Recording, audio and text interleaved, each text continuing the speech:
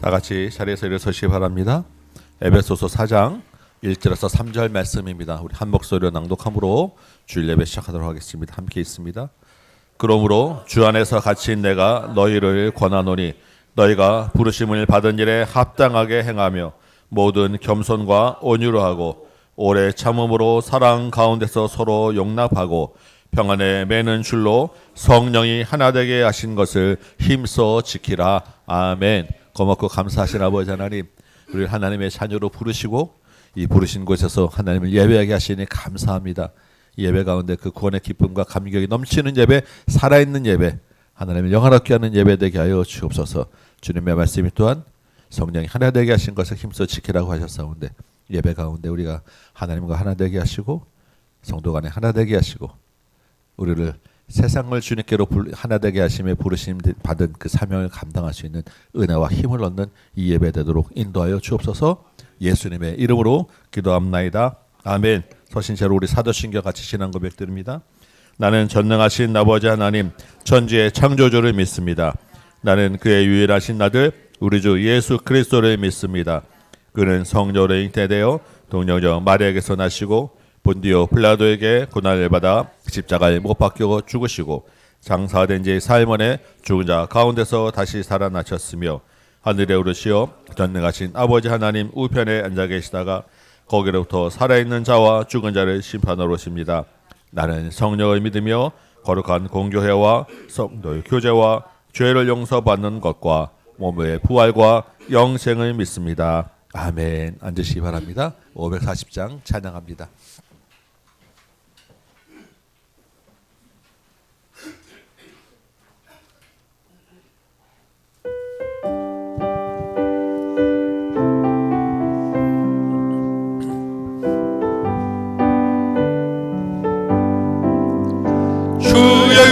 성을 내가 들으니 사랑한단 말일세.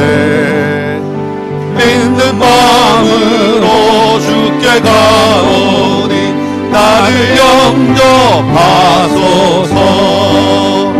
내가 매일 십자가 앞에 더 가까이 가오니 그새 주의 흘린 몸의 피로써 나를 정케 하소서. 주여 넓으신 은혜 베푸사 나를 받아주시고 나의 부른 뜻 주의 뜻같이 되하여 주소서. 내가 매일 십자가 앞에 더 가까이 가오니 구세 주의 흘린 몸의 피로써 나를 정케 하소서.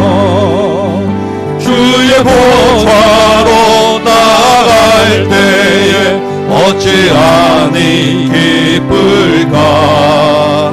주의 얼굴을 항상 배우니 더욱 친근합니다.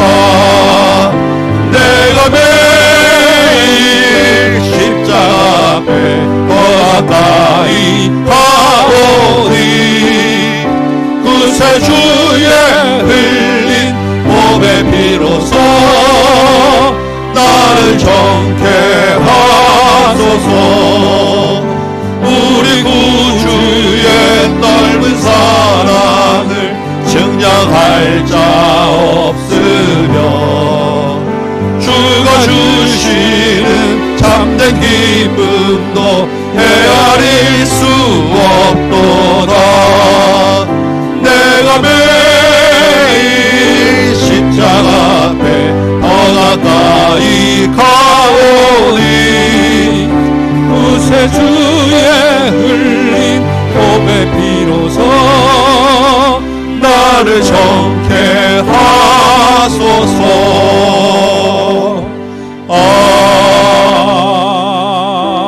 아멘.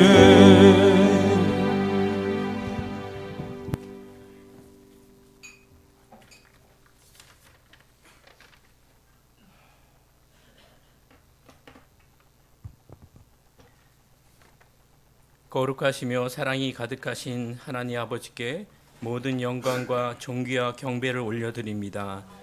올 한해 마지막 주일에 하나님의 권속들을 예배 처소로 불러주시니 감사합니다. 거룩하신 하나님의 이름만 높이는 예배가 되게 하시며 우리가 영과 진리로서 드리는 이 예배를 기쁘게 받아주시옵소서. 이 시간 예배를 방해하는 우리의 생각을 십자가에 못 박고 우리 자신을 성령께 내어드려 순적한 예배로 우리를 찾아오신 주님을 깊이 만나는 은혜의 자리가 되게 하옵소서. 예수 그리스도 안에서 허물 많은 저희를 거룩한 자로 여겨주신 은혜에 감사합니다. 그럼에도 올 한해 우리의 삶을 돌아보니 우리 안에 교만과 모든 욕심과 높아지고자 하는 마음이 있었음을 고백하며 회개할 때 주님 용서하여 주옵소서. 이제는 낮은 자리로 오신 예수님을 기억하며 주님께서 낮은 자리로 우리를 이끌어 주실 때 기쁨으로 순종하게 하소서. 하나님, 갈등과 분열로 갈라진 이민족을 불쌍히 여겨 주소서. 이 땅에 평화의 왕으로 오신 우리 구세주 예수 그리스도를 본받지 못한 주의 백성들이 낮아지지 못하고 섬기지 못한 책임임을 고백합니다. 그리스도인들이 사랑과 진리의 길을 걷게 하여 주옵소서. 주님, 경제적으로 어려움이 있는 사람과 소망 없이 살아가는 청년들과 다음 세대들을 불쌍히 여겨주사 길을 비춰 주시옵소서. 주님, 거룩한 교회를 기억하여 주옵소서. 혼탁한 세상에서 진리를 전하는 작은 등불로 비추게 하여 주시옵소서. 선교 현장에서 복음 전하며 힘써 하나님 나라를 세워가는 주의 종들에게 새 힘 부어 주시며 복음 전함에 필요한 것들도 채워 주시옵소서. 올 한해 우리 다음 교회에 부어주신 풍성한 은혜에 감사합니다. 새로운 공동체 가족을 보내주사 사랑 안에서 주님의 몸된 교회를 함께 세워가는 은혜를 주심에 감사합니다. 가정 예배를 통해 선교와 전도를 통해 하나님께 모든 영광을 돌리게 하시니 감사합니다. 26년 한 해에는 이제는 예수께 잡힌 새 사람으로 진실한 성도로 살게 하여 주시옵소서. 온 가족이 주님의 영광을 보며 주님과 동행하는 온전한 가정으로 살게 하여 주옵소서. 또한 세상을 주님과 교회로 인도하는 하나된 교회로 살게 하여 주옵소서. 세 분 목사님에게 영육간의 강건함과 맡겨주신 사명을 감당할 수 있는 지혜와 능력을 부어 주옵소서. 이 시간 주의 말씀을 선포하시는 우리 세 분 목사님을 성령께서 도우셔서 우리를 향하신 하나님의 뜻을 깨닫는 은혜의 말씀이 심어지게 하여 주시옵시고 믿음대로 살아가는 성도들 다 되게 하여 주옵소서. 이 모든 말씀 예수 그리스도의 거룩하신 이름 받들어 기도드립니다. 아멘.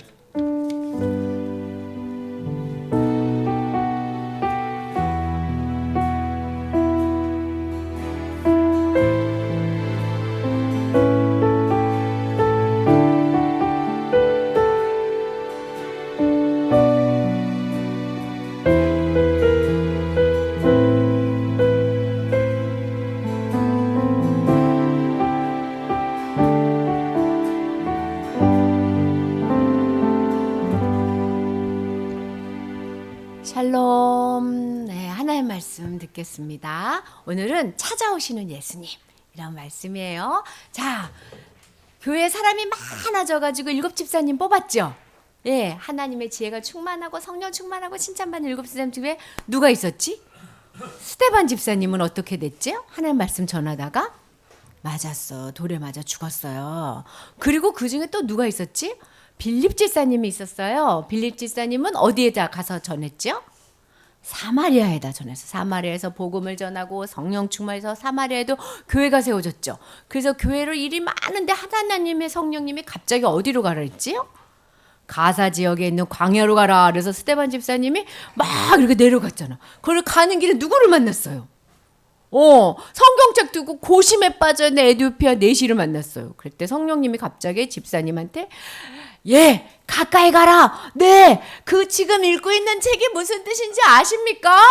뭐라 그랬죠? 가르쳐주는 사람이 없어서 모르겠어요. 좀 나를 좀 가르쳐주세요. 일로 올라오세요. 그래서 거기에 딱 올라가가지고 가르쳐줬는데 도대체 이 사람이 누구예요? 양처럼 끌려가고 심판받지 않고 그렇게 벌받는 사람이 누구예요? 그래서 그때부터 누굴 가르쳐주셨다고요? 예수님이 누구신지. 예수님이 어떻게 죽었다가 부활하시고 승천하셨는지 가르쳐줬을 거라 했죠. 그러다가 뭐 만났지? 물 만나서 나 예수님의 제자 될 거예요 하고 세례받았다고 그랬어요. 기억나죠? 예. 그래서 그렇게 예수님의 제자를 돼가지고 세례받자마자 스데반 집사님이 그 광야에서 뿅 해서 아소다로 뿅 해서 가이사라로 막 이렇게 댕기면서 온 동네 하나님의 말씀을 전했어요. 다른 7 집사님들도 다 이랬어. 성경에는 기록되어 있지 않지만. 그런데 빌립 집사님이 전한 에디오피아 내시처럼 하나님은 지금도 하나님의 백성을 막 찾아다니시는 거야. 너도 나 믿어야 되겠다. 너도 나 믿어야 되겠다. 근데 이번엔 누구한테 가셨냐면 스데반 집사님 죽을 때 누가 있었다 그랬죠? 사울을 찾아가셨어. 이 사람 마음속에는 하나님, 예수님을 미워하는, 하나님은 너무 좋으신데 예수님은 아직 싫어.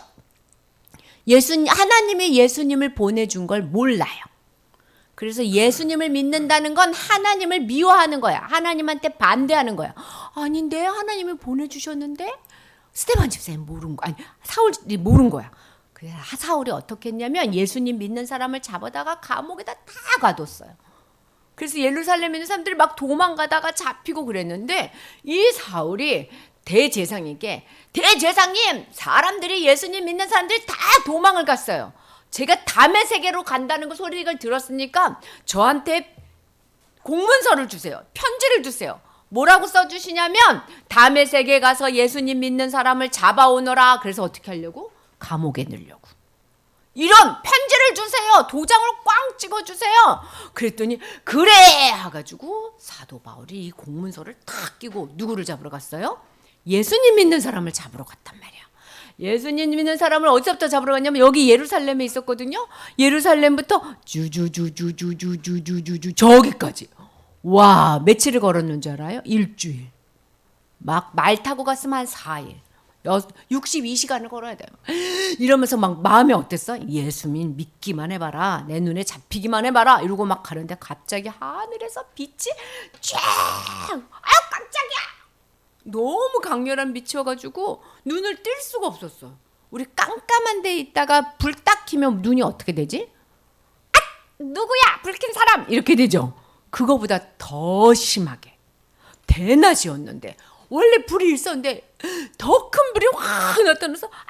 그러고 쓰러졌는데 갑자기 사울아 사울아 네가 나를 왜 미워하고 괴롭히느냐 이렇게 한 거야. 제가 당신이 누군데 내가 당신을 미워했습니까? 나는 너가 박해하는 예수다. 예수?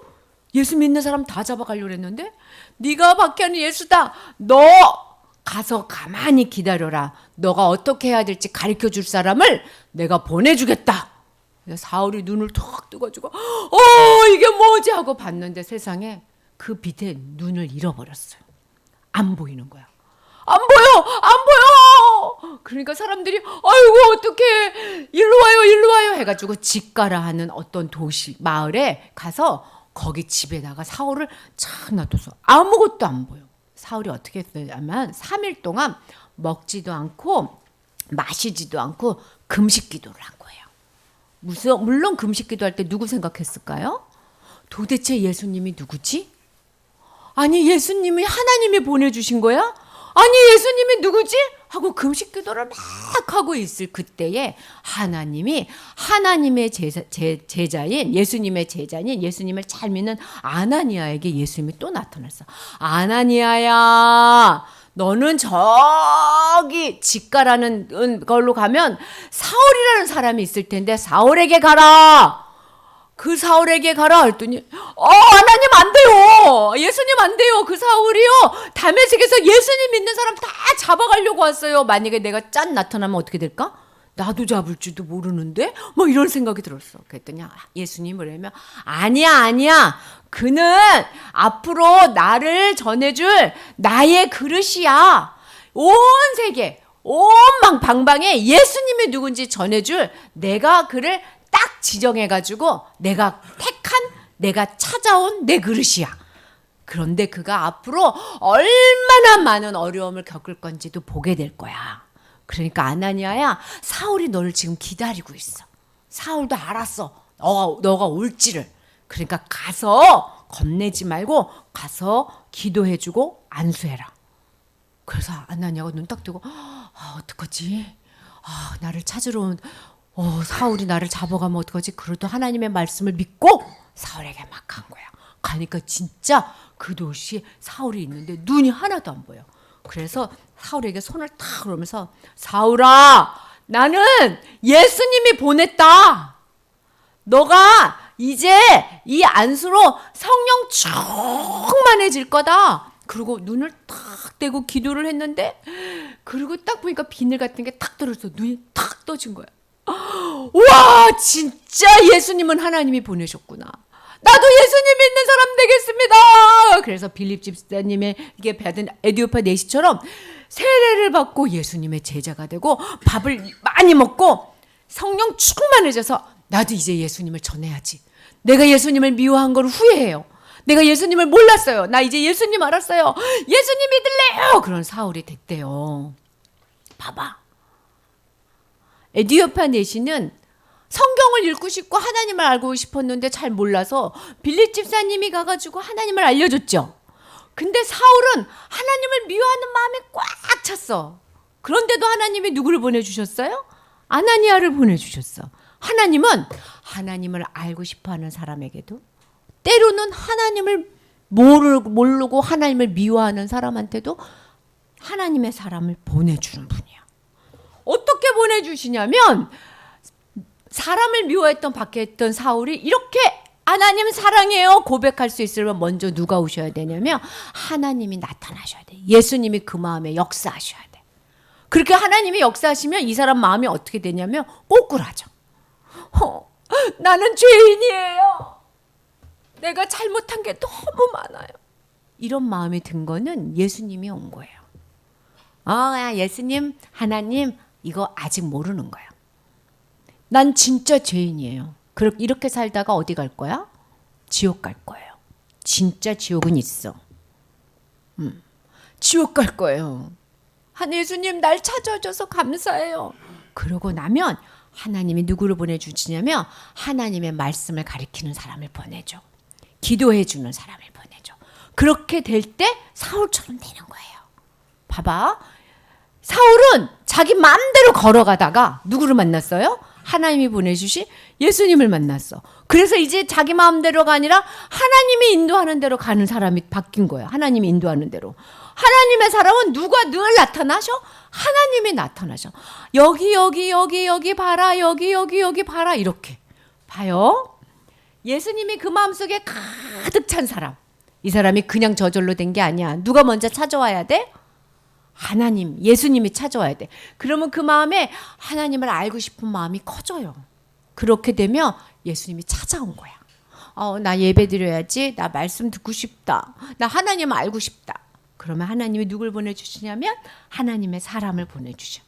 그럼 그 사람이 어떻게 되냐면 성령 충만해져. 성령 충만해진 사람의 특징은 뭐냐면 난 더 하나님을 사랑할 거야. 더 예수님을 사랑하고 싶어. 그렇게 못해서 너무너무 죄송해요. 이런 마음이 커져요. 그러고 나면 어떻게 되냐면 그 다음부터 어느 길로 갈까요? 하나님이 기뻐하시는 길을 갈게요. 내 맘대로 안 살게요.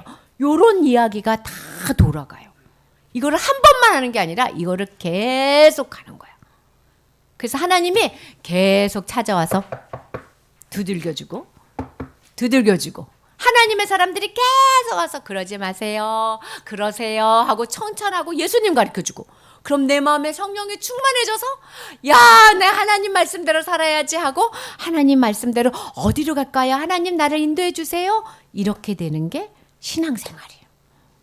하나님은 지금도 우리가 이렇게 살기를 원해요. 어떻게? 하나님을 사랑하고 말씀을 사랑하고 성령 충만해서 하나님을 따라가는 사람. 이게 하나님이 원하시는 거예요. 사울이 이제 어떻게 하나님을 따라가는지는 다음 주에 보여줄게요. 생각해 볼까요?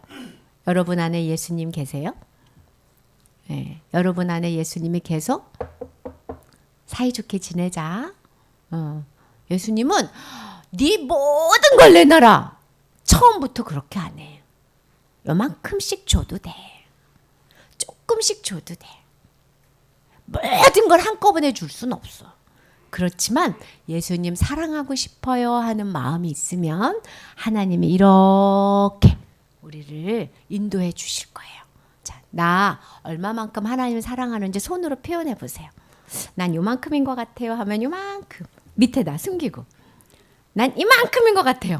이만큼. 나 작년보다 조금 는 것 같아요 하는 사람은 이렇게. 나 좀 줄었어요. 난 맨날 똑같아요. 다 밑에다 감추고. 기도할게요.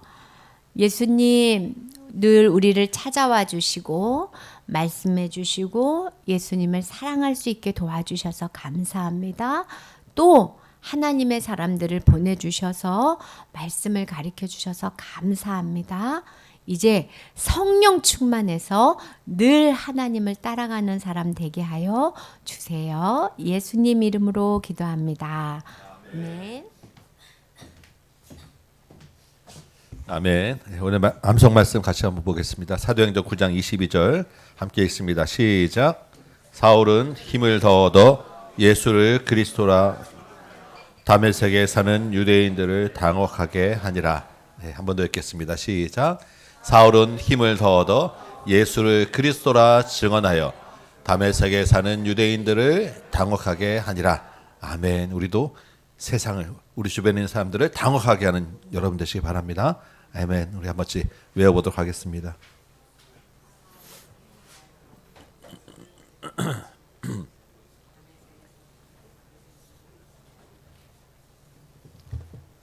힘을 더 얻어 예수를 그리스도라 증언하여 하나님 유대인들을 당혹하게 하니라.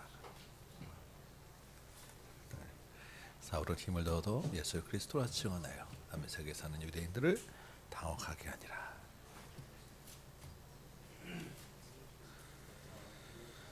아멘. 사울은 힘을 더 얻어 예수 그리스도라 증언하여 다메섹에 사는 유대인들을 당혹하게 하니라. 사울은 힘을 더 얻어 예수를 그리스도라 증언하여 다메섹에 사는 유대인들을 당혹하게 하니라.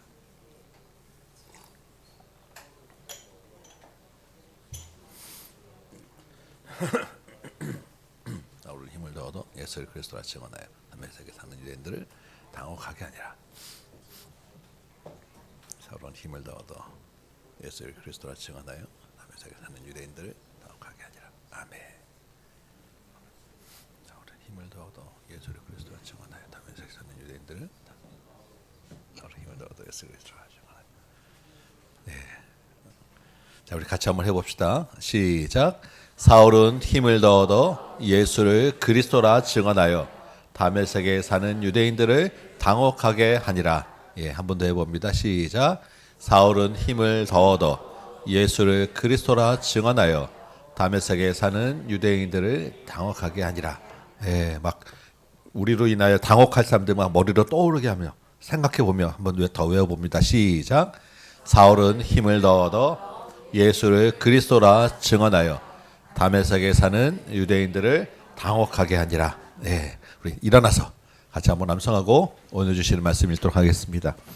사도행전 9장 22절 말씀 같이 한 목소리로 암송하도록 하겠습니다.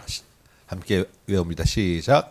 사울은 힘을 더 얻어 예수를 그리스도라 증언하여 다메섹에 사는 유대인들을 당혹하게 하니라. 아멘. 오늘 본문은 사도행전 9장 19절에서 22절입니다. 사도행전 9장 19절에서 22절까지 말씀 제가 받들어 읽을 때 하나님의 음성으로 같이 들으시기 바랍니다. 19절부터 있습니다. 음식을 먹음에 강건하여지니라. 사울이 다메섹에 있는 제자들과 함께 며칠 있을새 즉시로 각 회당에서 예수가 하나님의 아드심을 전파하니 듣는 사람이 다 놀라 마르되 이 사람이 예루살렘에서 이 이름을 부르는 사람을 멸하려던 자가 아니냐. 여기 온 곳도 그들을 결박하여 대제사장들에게 끌어가고자 함이 아니냐 하더라. 사울은 힘을 더 얻어 예수를 그리스도라 증언하여 다메섹에 사는 유대인들을 당혹하게 하니라. 아멘. 앉으시기 바랍니다. 오늘 이 말씀으로 회심 그 이후라고 하는 제목으로 같이 은혜를 나눕니다. 네, 여러분 반갑습니다. 엊그제 보고 또 보고 자주 보니까 좋죠. 아멘. 예, 질리지 않을 줄 믿습니다. 우리 안에 서로 안에 계신 주님을 만나는 시간이기 때문인지 믿습니다. 우리는 서로를 주님 앞으로 인도하는 아나니아입니다. 아멘. 예, 서로 기뻐하고 즐거워하시기 바랍니다. 우리 지난주 본문은 사도 바울이 회심하는 사건이었어요. 예수를 믿고 예수님을 나의 주로 영접한 사람은 누구나 다 회심의 사건이 있게 마련입니다. 그런데 신앙생활은 회심이 다가 아니라고 했습니다. 그렇죠? 회심은 옛사람에서 새 사람으로 태어나는 거예요. 태어나면 어떻게 됩니까? 그 다음부터 살아가는 인생이 있는 것입니다. 신앙생활도 마찬가지예요. 그래서 오늘은 회심 이후에 바울이 어떤 길을 가며 신앙생활을 하게 되었는가를 좀 살펴볼 거예요. 그래도 이 말씀 보면서 우리가 지나온 믿음의 길들을 좀 돌아보시고 또 앞으로 우리를 인도할 그 주님을 바라보는 이 시간 되시길 소망합니다. 19절 말씀부터 보면 아나니아를 만나서 사울의 눈을 떴습니다. 사흘 동안 음식을 먹지 않다가 먹고 마시고 건강을 회복했어요. 우리 사울과 바울은 같은 사람이라고 얘기했어요. 같은 이름, 유대식이냐 헬라의식이냐 발음만 다르다고 하였습니다. 그래서 오늘은 그냥 사울로 통일할 것입니다. 왜냐하면 본문이 다 사울로 이야기하고 있으니까 그러니까 바울로 알아듣고 따라오시기 바랍니다. 건강을 회복한 사울이 이제 어떻게 하였습니까? 다메섹에 있는 제자들과 함께 며칠을 지냈습니다. 사실 이게 그냥 지나가는 구절인데 말씀을 생각하다가 이 구절에서 잠깐 좀 멈추게 됩니다. 여러분 사울 입장에서나 다메섹 성도의 입장에서나 이 며칠은 참 의미 있는 시간이에요. 이 사울 때문에 이 다메섹 제자들의 성도들의 입장에서 보면 사울 때문에 형제와 가족을 잃었습니다. 집을 잃었습니다. 자기도 잡혀갈 두려움에 떨었어요. 아무리 예수님을 만났다고 하지만 갑자기 그 사람에게 형제라고 하는 말이 쉽게 나오겠습니까? 이게 쉽지 않은 일이에요. 사울의 진심 어린 사과가 있었을 것이고 다메섹 성도들도 사울을 용서하기 위한 마음의 준비와 시간이 필요했을 거예요. 그러한 공동체의 사랑과 용서와 섬김으로 한 명의 그리스도인이 성장하고 자리 잡는 시간이 필요했다라는 것입니다.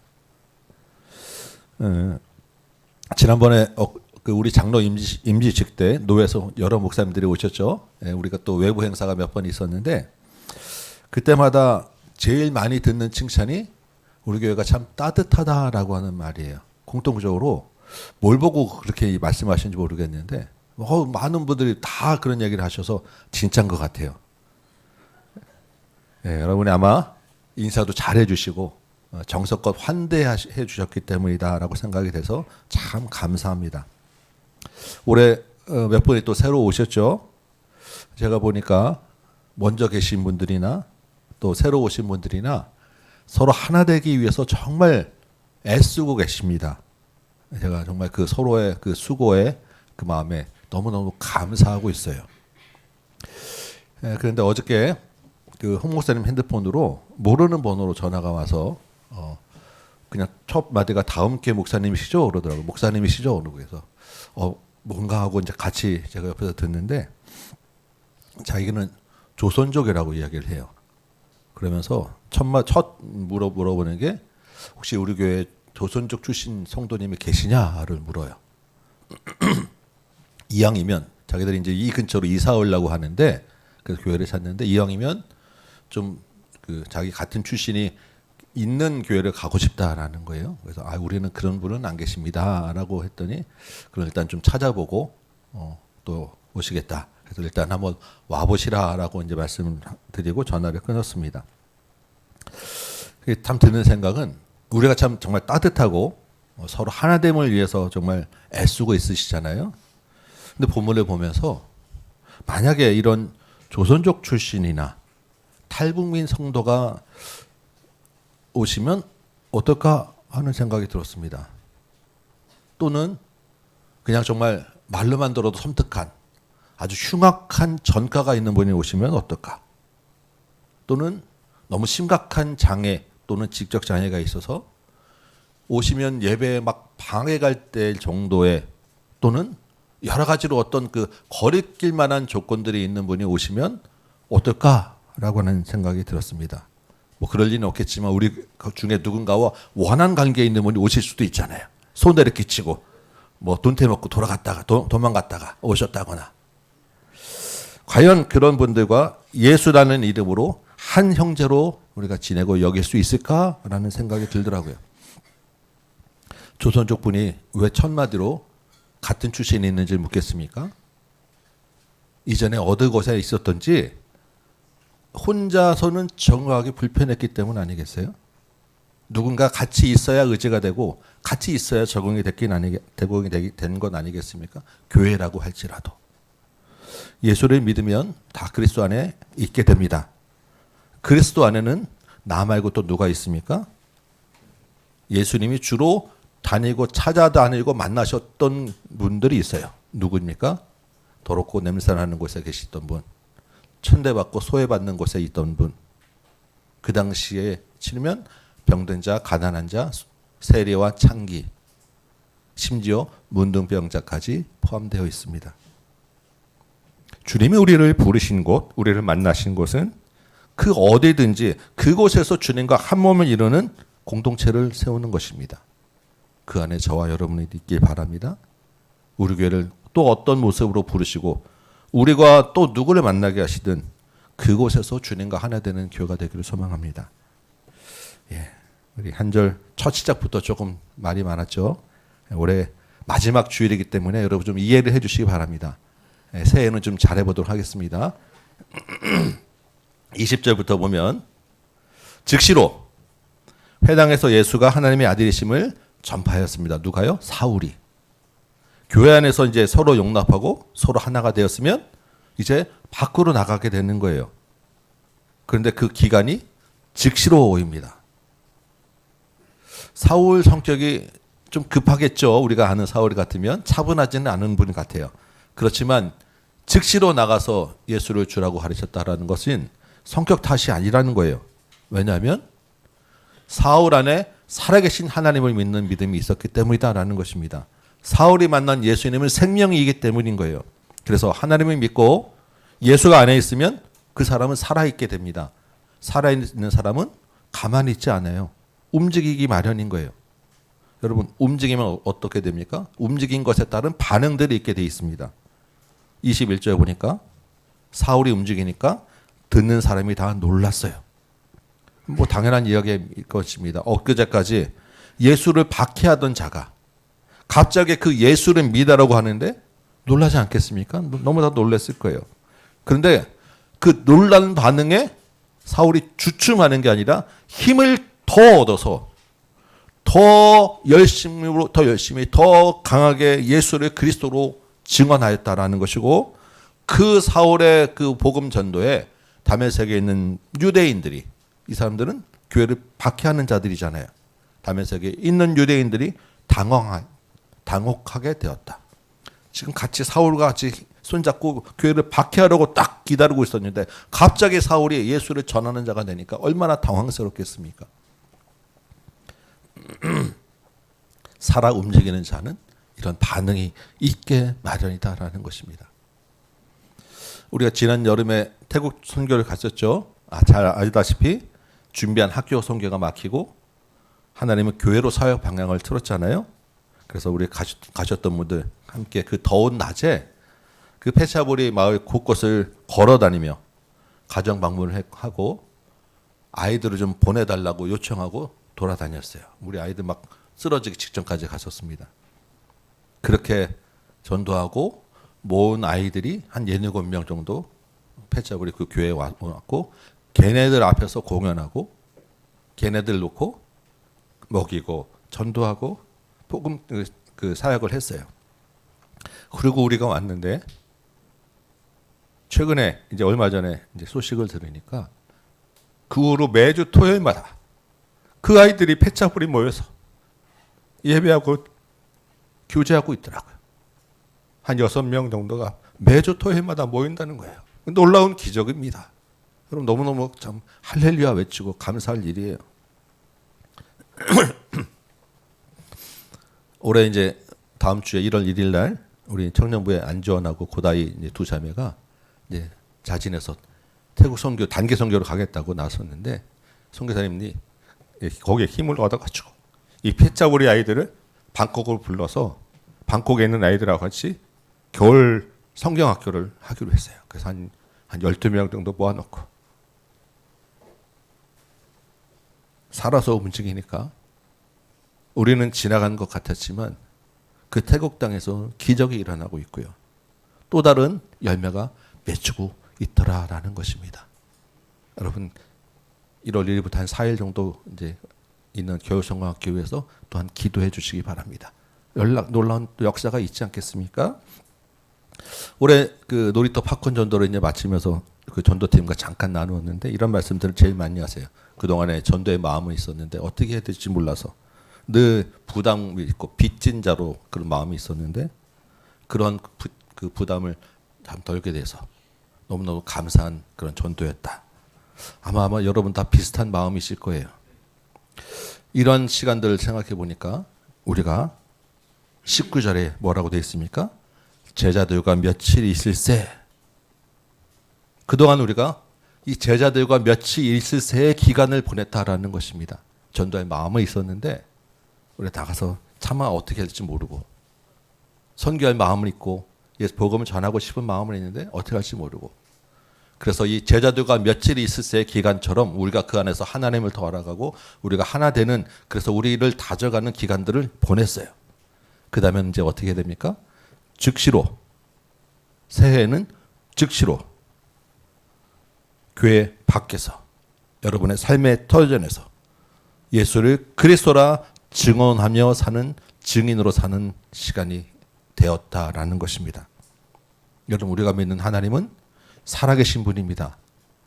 우리가 믿는 예수님은 생명입니다.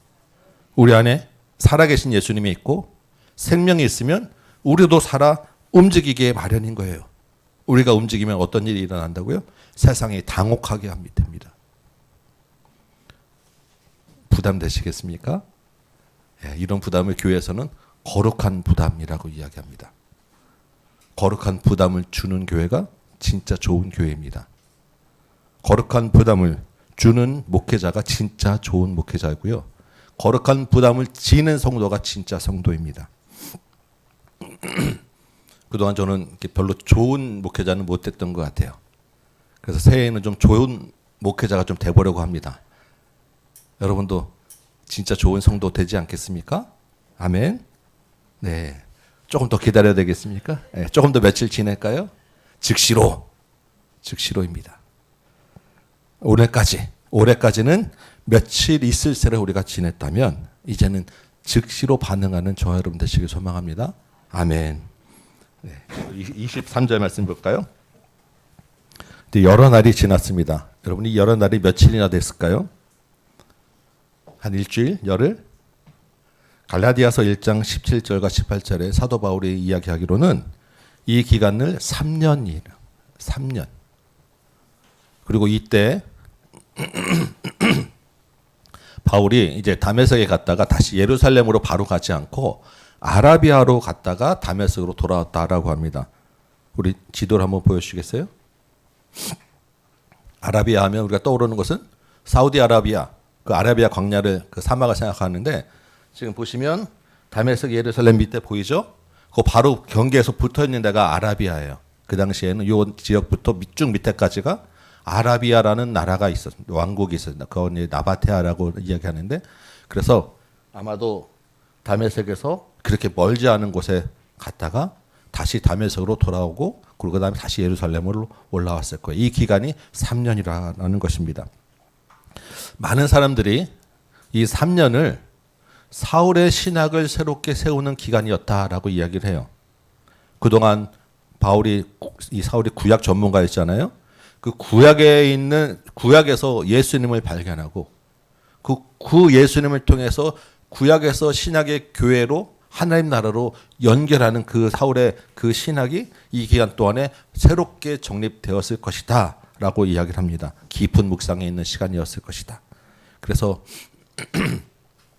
다른 제자들이 3년을 예수님을 따라다닌 것 같이 바울도 이 3년 동안 특별한 제자 훈련을 받는 시간이었을 것이다 라고 우리가 이야기합니다. 아마도 맞을 거예요. 그런데 이 고린도후서 11장 32절, 33절 볼까? 이것도 화면에 우리 있습니다. 잠깐 말씀 같이 보시면 사도 바울이 이렇게 이야기를 해요. 아레나 왕의 고관이 사울을 잡으려고 다메섹에 지키고 있고 사울은 광주리를 타고 성벽을 내려가서 도망갔다라는 것입니다. 이 다메섹에서 있던 일이죠. 근데 오늘 본문 23절 볼까요? 유대인들이 사울을 죽이려고 공모해서 성문을 지키고 있고 제자들이 밤에 사울을 광주리에 담아서 성벽에 달아서 내렸다라는 거예요. 지금 똑같은 이야기가 있죠. 그러니까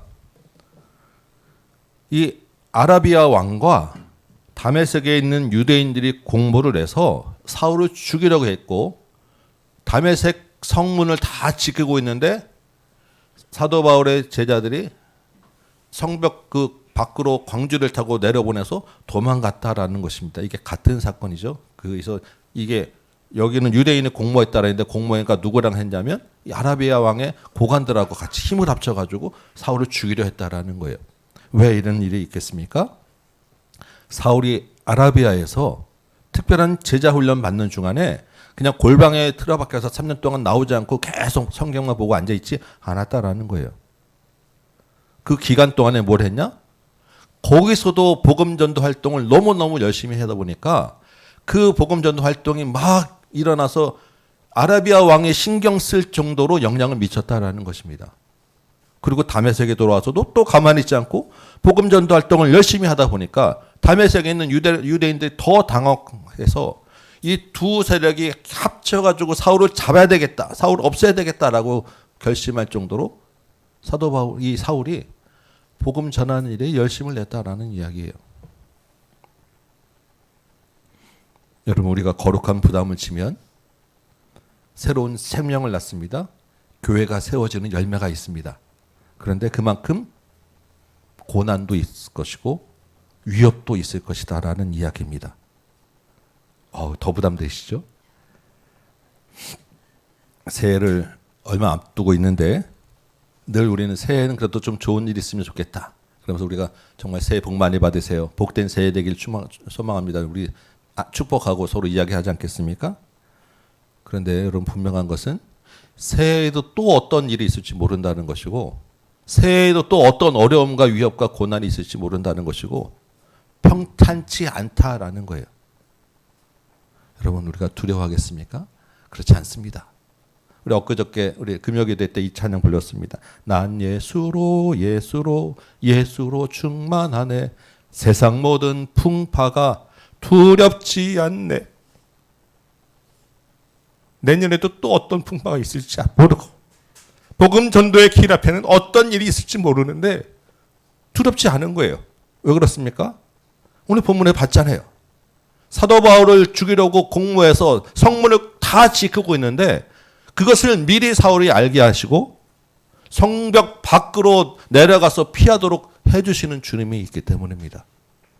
우리가 어려움이 없다라는 것은 있을 수 없어요. 그러나 그 어려움 가운데서 풍파를 잔잔케 하시는 주님이 도움이 우리와 함께 하시다라는 거예요. 언제? 복음 전도의 현장에서. 생명을 가지고 살아 움직이는 그곳에서. 지금까지 우리가 믿음의 생활하는 여기까지 오시면서 여러분 아무 일 없이 오신 분 아무도 없을 거예요.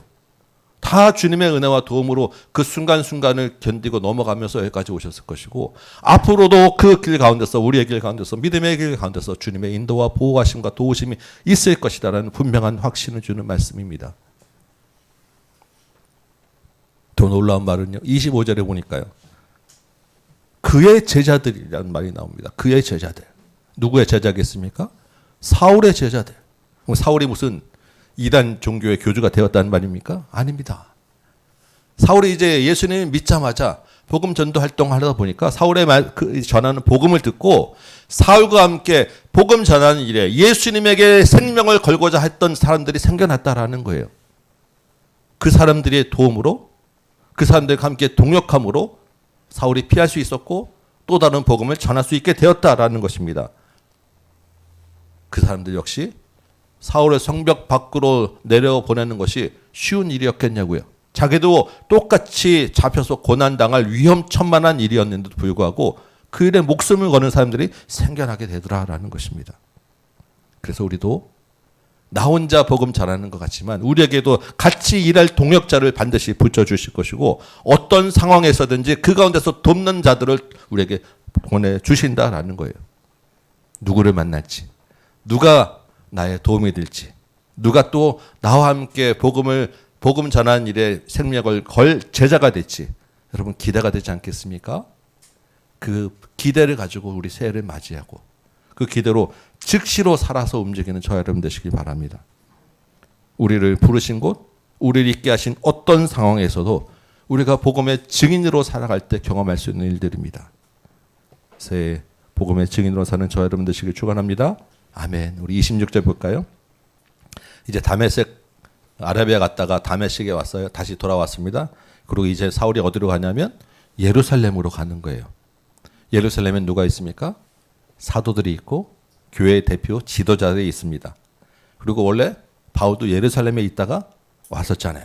다시 예루살렘에 가야 되는데 왜 꼭 사울이 예루살렘에 가야 되냐면 다메섹에서 회심하고 복음 전도를 열심히 했지만 아직도 사울이라고 하는 이름이 들리면 두려움과 공포와 의심의 대상이 되었다.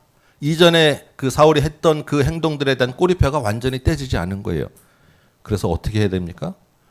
예루살렘 가서 교회의 공식 지도자들한테 공식적인 인정을 받는 과정이 반드시 필요했다라는 것입니다. 그래서 예루살렘에 가서 사도들을 만났습니다. 반응이 어땠을까요? 뭐라고 되어 있습니까? 사도들이 두려워하고 믿지 않았어요. 가까이 하지 않았다라는 것입니다. 얼마나 사울이 지독하게 교회를 박해했으면 3년이나 시간이 지나고 그렇게 열심히 복음 전도했는데도 불구하고 예루살렘에 있는 교회 지도자들조차도 사울을 만나기 꺼려할 정도였다라는 거예요. 여러분 사울 입장에서 어떤 마음이 들었겠습니까? 자기는 나름대로 정말 복음에 뜨거운 열정 가지고 사도들과 좀 잘 지내보고 인사하러 왔는데 안 만나주고 거래두고 있으면 그 마음의 상처가 어떻겠냐고요. 얼마나 그 마음에 상심이 됐고 실망했겠습니까? 어쩌면 이 광주리 타고 벽에 그 내려 도망갈 때보다 지금의 사울의 마음이 더 힘들었을 거예요. 예수 믿는 자가 왜 저러나? 아니 제자라고 하는데 지도자고 하는 사람이 믿음이 이 정도인가? 여러분 이런 생각 들지 않겠습니까?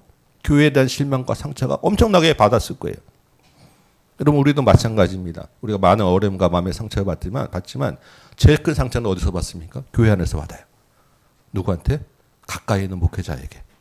그리고 가까이 서로 교제하는 성도에게. 교인 간에. 이 상처가 진짜 오래가고 진짜 힘들지 않겠습니까? 목회자가 왜 저러나? 아니 교인이라고 하는 사람이 예수 믿었다고 하는 사람이 장로 권사라고 하는 사람이 이런 생각 우리 마음에 들게 마련인 거예요. 그렇게 되면 어떻게 됩니까?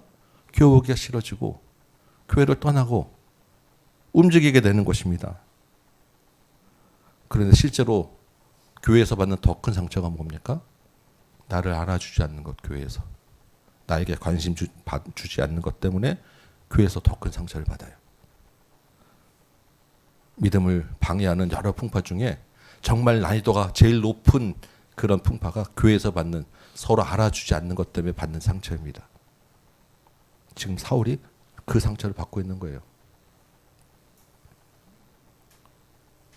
그런데 이때 주님의 도우심이 어디에 있습니까? 바나바를 예비하신 거예요. 우리 27절 볼까요? 바나바가 사울을 데리고 사도들에게 가요. 그리고 사울이 다메섹에서 얼마나 복음을 전하고 사울이 정말로 회심했다라는 것을 바나바가 소개를 해줍니다.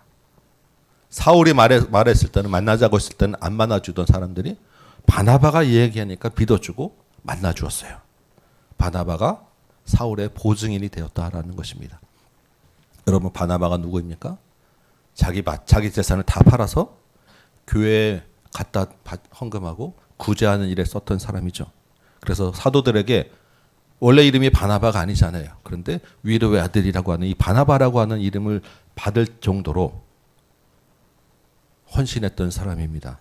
그래서 온 교회가 칭찬하고 인정하고 온 교회가 좋아하는 교회의 유력한 인물이 바나바입니다. 그런데 이 바나바가 자기가 사울과 같이 다니면서 자기가 머리 숙이고 낮아지고 만나줘 부탁하고 이런저런 설명을 하고 다니고 있는 거예요. 여러분 이게 얼마나 귀찮은 일입니까? 얼마나 힘든 일입니까? 유력한 자가 낮아져서 부탁하고 다니고 있어요.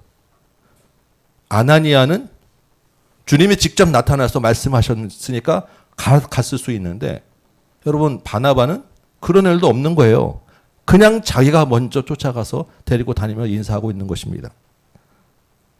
왜 그렇겠습니까? 바나바 안에 주님이 계시고 바나바 안에 계신 성령의 감동을 보고 한 영혼을 사랑하는 마음 때문에 그렇지 않았겠습니까? 그 결과가 28절이죠. 사울이 제자들과 함께 예루살렘 교회를 출입하게 되었더라. 이 말은 이제 사울이 드디어 예루살렘 교회의 한 공동체로 인정받게 되었다. 복음 전도자로 인정받게 되었다. 진짜 그리스도 공동체의 한 지체가 되었다라고 하는 말입니다.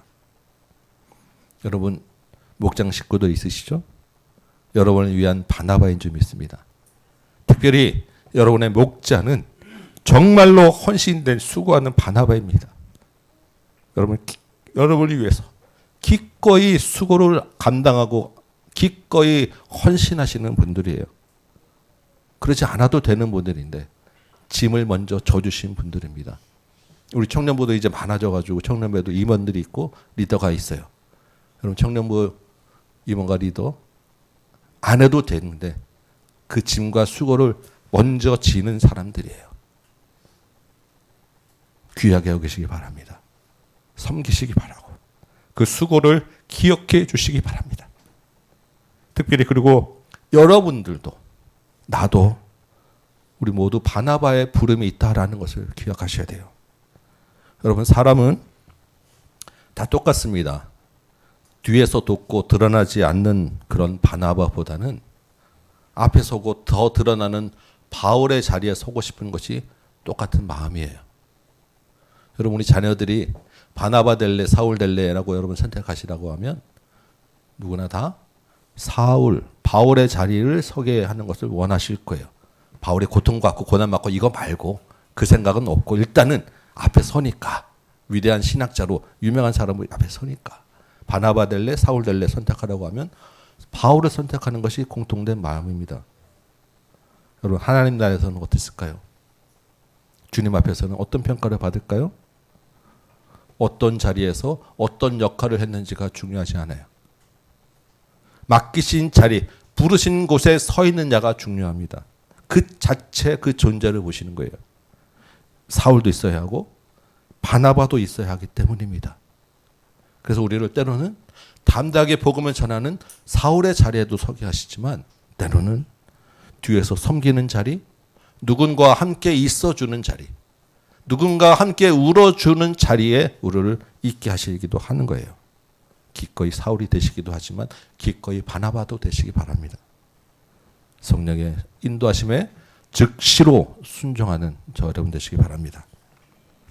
마지막으로 한 가지만 더 이야기하겠습니다. 올해 마지막 주일이니까 이야기를 했죠.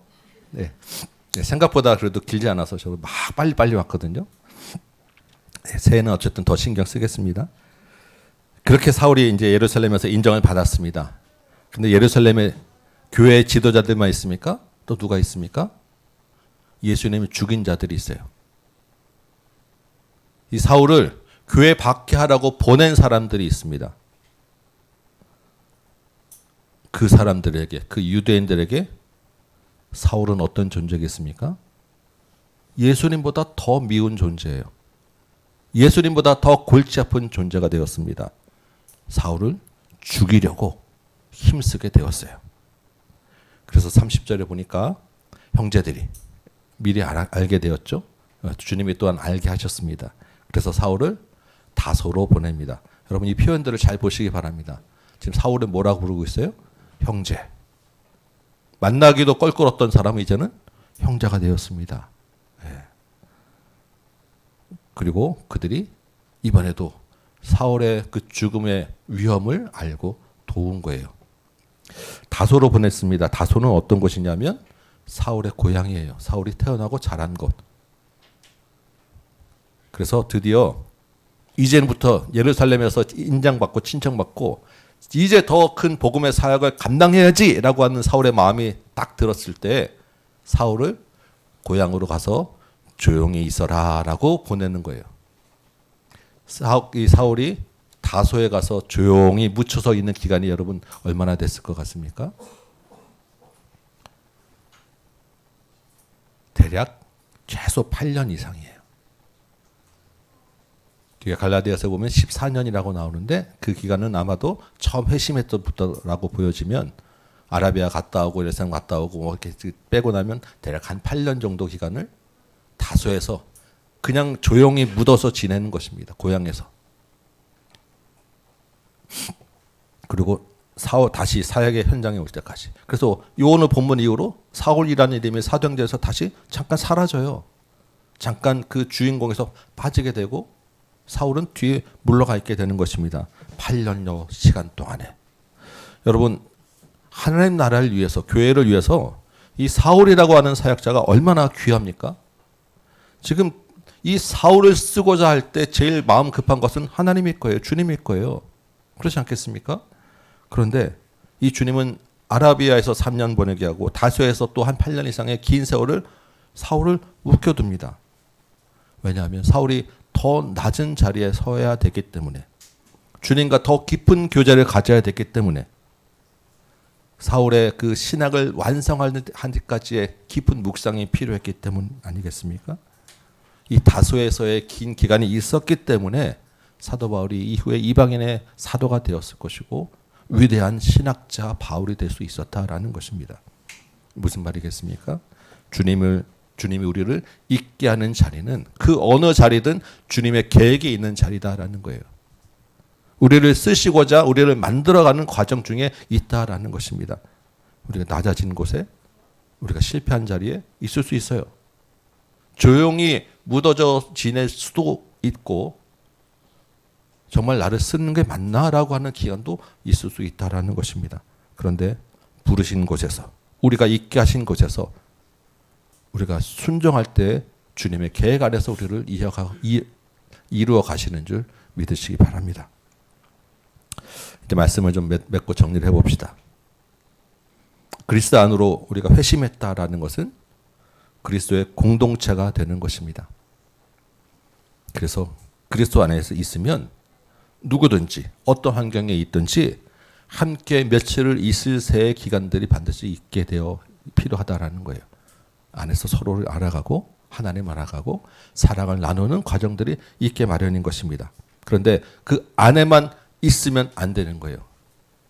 우리가 함께 하나가 되었으면 그 다음에는 즉시로 밖에 나가서 예수를 그리스도라 증언하는 증인으로 살아야 합니다. 여러분 증인으로 사는 것은 뭐가 있습니까? 고난이 있고 위협이 있게 마련이에요. 그러나 두려워하지 않을 것은 주님이 피할 길을 주시고 돕는 자를 붙여 주신다라는 것입니다. 그런데 그렇게 어려움이 교회 밖에서만 있지 않다라는 게 오늘 또한 본문이에요. 우리 교회 안에서 받는 더 어려움, 관계의 거절과 관계의 어려움, 상처가 있을 수 있다. 그런데 교회 안에도 주님의 예비하신 돕는 바나바가 있더라. 그래서 그 어려움을 이제 안과 밖으로 겪고 이제 좀 사역을 하려고 했더니 이제는 또한 다소라는 곳에서 긴 시간을 보내는 과정도 있더라. 그래서 그 과정은 후퇴가 아니라 더 큰 사역을 위한 주님의 계획에 포함되더라라는 것입니다. 성도 여러분, 예수를 믿은 후에 우리의 신앙의 길은 평탄하지 않습니다. 이전에는 모르고 지나왔던 것들이 이제는 더 고난으로 오고 어려움으로 오고 평탄하지 않은 굴곡을 지나가는 것이 회심 이후의 삶입니다. 고난도 있고 관계 어려움도 있고 길이 보이지 않는 시간도 있어요. 그런데 우리가 반드시 알아야 될 것, 중요한 것은 그 모든 시간과 모든 상황 가운데 주님이 함께 하신다는 것입니다.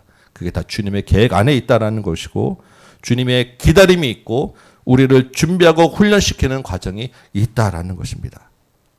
그런 굴곡 과정 가운데서도 주님 우리를 복음의 증인으로 또한 쓰고 있다라는 것입니다. 이제 한 달을 마치고 새해를 맞이하게 되죠. 올 한 해도 많은 일이 있었지만 복음의 증인으로 우리를 사용하셨습니다.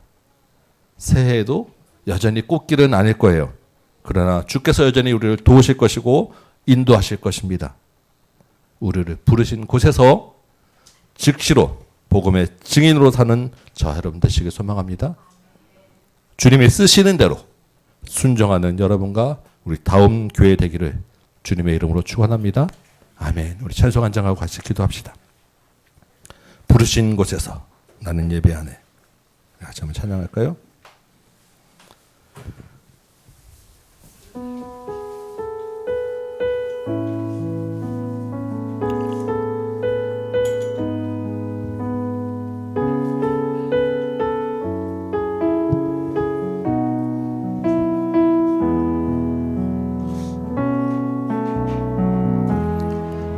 따스한 성령님 마음으로 보내 내 몸을 감싸며 주어지는 평안함 만족함을 늘 아멘. 따스한 성령님 따스한 성령님 마음으로 보내 내 몸을 감싸며 주어지는 평안함 만족함을 느끼네. 부르신 곳에서 나는 예배하네. 어떤 상황에도 나는 예배하네. 부르신 곳에서 나는 예배하네. 어떤 상황에도 나는 예배하네. 아멘. 사랑과 진리에 사랑과 진리에 한 줄기 빛 보내 내 몸을 감싸며 주어지는 평안함 그 사랑을 느끼 사랑과 진리에 한 줄기 빛 보내 사랑과 진리에 한 줄기 빛 보내 내 몸을 감싸며 주어지는 평안함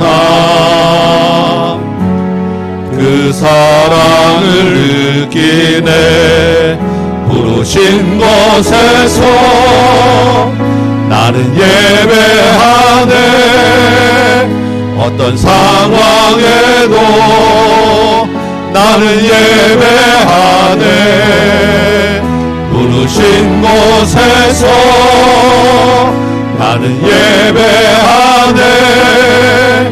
어떤 상황에도 나는 예배하네. 내가 걸어갈 때 길이 됩니다. 주님이 길로 인도하십니다. 내가 걸어갈 때 길이 되고 살아갈 때 삶이 되는 그곳에서 예배하네. 아멘. 주님의 인도하심이 있는 줄 믿어요. 내가 걸어갈 때 길이 되고 살아갈 때 삶이 되는 그곳에서 예배하네. 부르신 곳에서 나는 예배하네. 어떤 상황에도 나는 예배하네. 부르신 곳에서 나는 예배하네.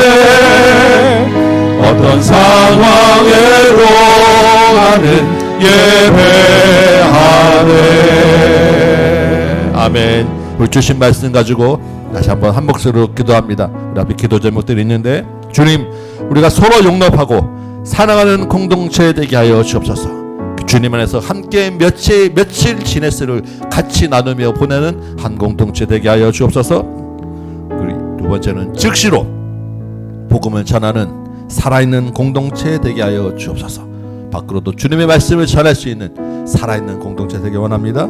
세 번째는 복음으로 인한 어려움 가운데서도 주님의 도우심을 경험하는 은혜를 허락하여 주옵소서. 드러나지 않아도 믿음으로 성령의 감당으로 자발적으로 위로하고 섬기는 파나바의 사명 감당케 하여 주옵소서. 우리를 부르신 어느 곳 어떤 상황에서든 주님의 계획에 순종하여 주님을 따르며 살게 하여 주옵소서.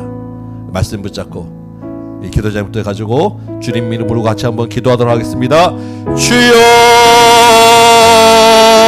아버지, 주님 앞에 나와서 다시 한번 주님 말씀 듣고 주님의 감동을 가지고 이 시간에 주님 앞에 기도하며 나가고 있사오니 주님 기도하는 10년들 가운데 은혜를 부어주셔서 아버지 하나님, 먼저 우리 다음 교회 공동체가 서로 용납하고 서로 사랑하며 하나 되는 공동체, 그리스도 안에서 함께 은혜를 나누는 삶의 공동체 되도록 도와주옵소서.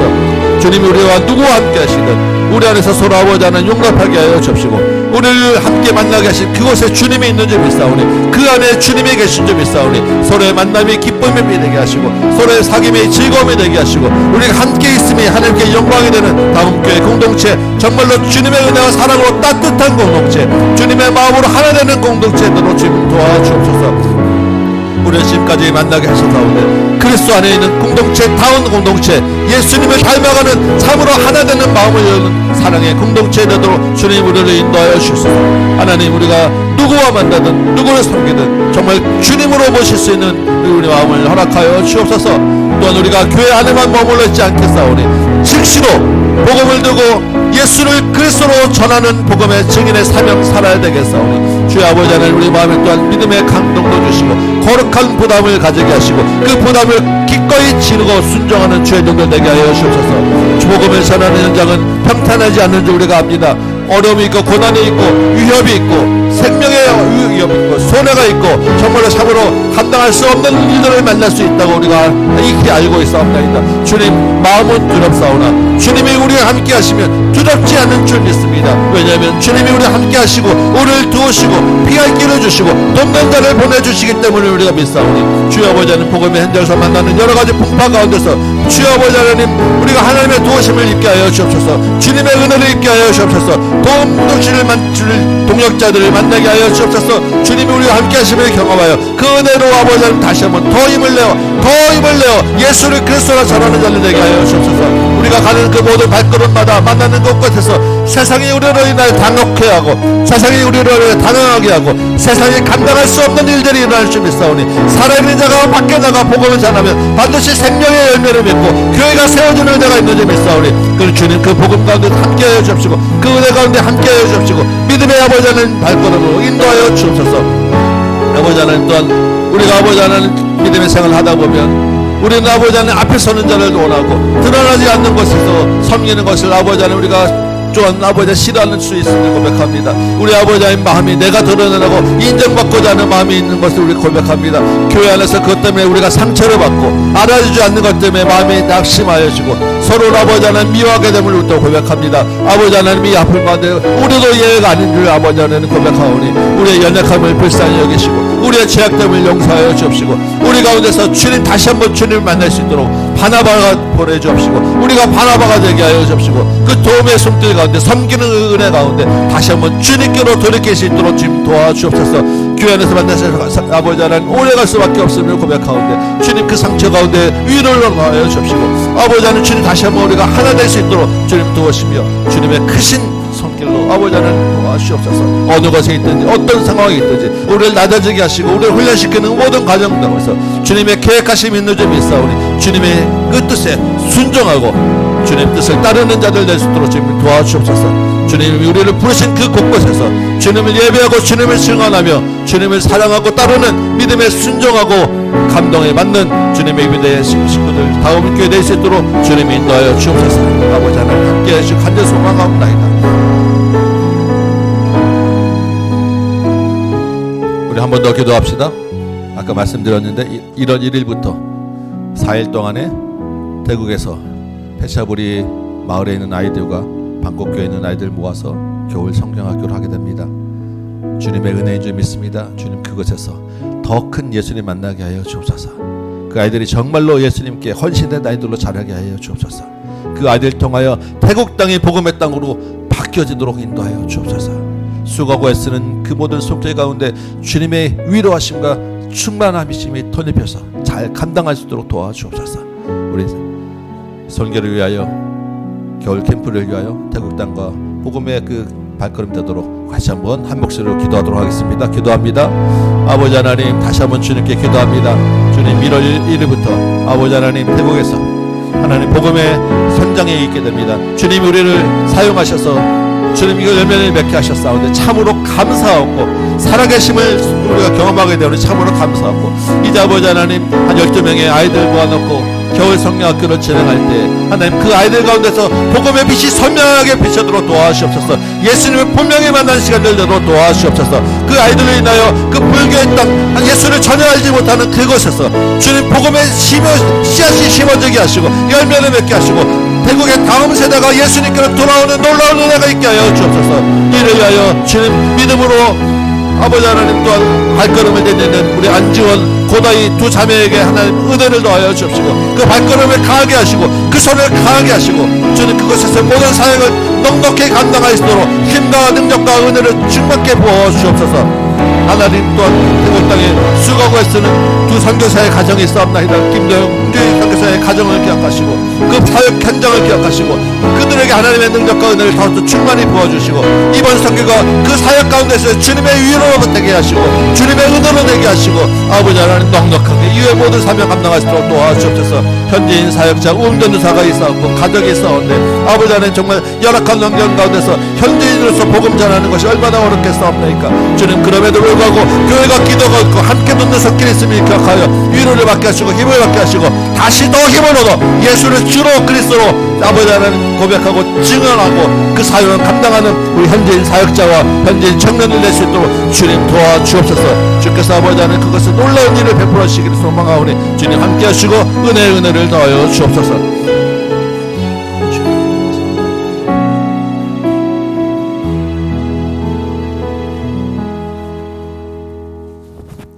고맙고 감사하신 아버지 하나님 주님의 은혜로 예수를 믿게 하시고 그리스도의 공동체 되게 하심을 감사합니다. 서로 그리스도 안에서 용납하고 사랑하고 섬기는 하나된 지체 되도록 도와주옵소서. 어떤 환경에서 누구를 만나든 그리스도 안에서 하나됨을 우리가 믿사오니 우리 심령들의 마음이 열리도록 도와주옵소서. 또한 즉시로 예수를 주로 전하는 복음의 증인으로 살아야 되겠사오니 그 현장에서 만나는 어려움과 고난 가운데서도 주님의 도우심을 경험하게 하시고 믿음 잃지 않고 더 힘을 얻는 그래 세상을 당혹하게 하는 믿음의 증인들 되도록 도와주옵소서. 주님 또한 우리가 교회 안에서도 또한 상처를 받을 수 있고 우리 서로에게 실망하게 되고 낙심하게 될 수 있음을 고백합니다. 우리 안에서 또한 주님이 위로의 바나바를 세우고 보내주실 믿사오니 힘을 얻게 하시고 은혜를 입게 하시고 우리가 또한 주님의 공동체로 세우는 바나바로 살게 하여 주옵소서. 주님이 또한 우리를 낮은 곳으로 어떤 곳에 주님 보낼 수 있지 알 수 없다나 어느 사역의 현장에서 어떤 상황에 있든지 주님이 도우시고 함께하는 동역자를 보내주시고 피할 줄 길을 내신 줄 믿사오니 복음의 현장에서 주님의 은혜를 경험하는 놀라운 은혜가 있도록 도와주옵소서. 새해에도 우리의 믿음의 길은 꽃길이 아닌 줄 우리가 압니다. 두려워하지 말게 하시고 우리 안에 있는 예수 그리스도 인하여 기뻐하는 세대일 수 있도록 도와주옵소서. 태국 땅에 복음의 성경학교가 열리게 하시니 감사하고 다음 세대들이 주님께로 돌아오는 역사가 있게 하시니 감사하고 배차부리와 방콕에 아이들이 있게 하시니 감사합니다. 이 성경학교를 통하여 이 아이들을 통하여 예수를 더 굳게 믿게 하시고 태국 땅의 다음 세대가 복음화되는 놀라운 은혜를 보게 하여 주옵시고 이 일에 수고하는 우리 두 자매와 태국 선교사들의 그 손길을 주께서 기억하시며 능력과 힘과 은혜를 더하여 주옵소서. 우리가 또한 각자의 삶의 터전에서 주님의 이름으로 증인으로 살면서 수고하고 애쓰며 거둔 열매가 있사오니 주님 기뻐 받아 주옵시고 더 큰 것으로 더 풍성한 것으로 주님께 올려드리게 하여 주옵시며 이 열매를 통하여 하나님 나라가 곳곳에서 풍성하게 열리는 귀한 은혜를 허락하여 주옵소서. 이제는 우리 구주 예수 그리스도의 은혜와 하나님 아버지의 크고 무한하신 사랑하심과 성령님의 가만 감동 역사하심이 여기 있는 모든 성도들 머리머리 위에 각 가정과 주의 몸된 교회와 조국 교회와 선교 현장 태국의 성경학교 캠프 위에 이제부터 영원토록 함께 계실지어다. 아멘.